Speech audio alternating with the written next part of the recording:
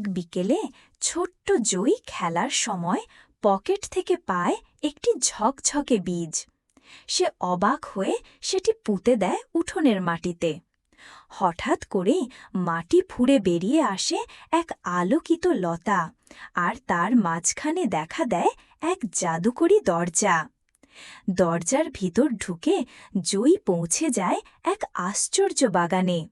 সেখানে প্রতিটি ফুলের পাপড়িতে লেখা আছে এক একটা ইচ্ছে: আইসক্রিম, নতুন বন্ধু, উড়ন্ত সাইকেল। সে বেছে নেয় উড়ন্ত সাইকেল ফুলটি, আর ঠিক তখনই একটা রঙিন সাইকেল নেমে আসে আকাশ থেকে।